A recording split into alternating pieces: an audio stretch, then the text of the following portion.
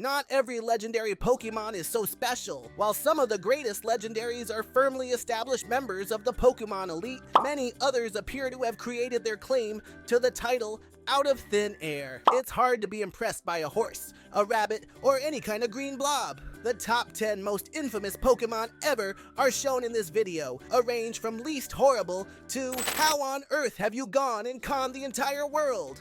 Number 6. Virizion. Virizion is generally considered to be safe. While it is by no means a poor Pokemon, Antelope made of leaves isn't exactly the most terrifying thing you could encounter in the wild. Thus, it never really lives up to its legendary rank. It's crucial to understand that Virizion is not being punished. We simply feel that it is a little bit well-made when compared to the other Swords of Justice. Not to mention how strange it appears about the legendary Pokemon Keldeo. You should understand exactly what we're talking about if you've completed the Swords of Justice story in Pokemon Sword and Shield's Crown Tundra DLC. Number 5. Silvally. Without the helmet, it's just type null.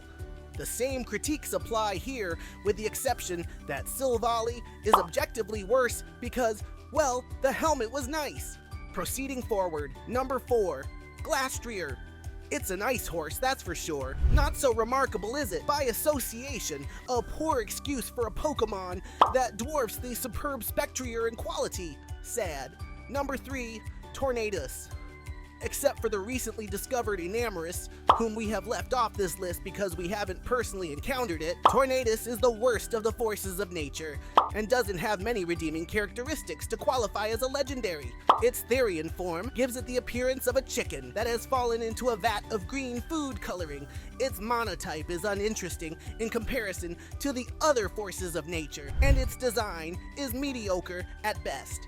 It would be impossible not to chuckle if we ran across this boy and a professor exclaimed, "Oh my god, that's the legendary Thundurus!" Number 2. Zygarde. A dog who later changes into a peacock slug and then, at last, becomes Pokemon Optimus Prime. Necrozma, a metamorphosing Mon seen in Generation 7, is another unusual mechanical look. That makes sense.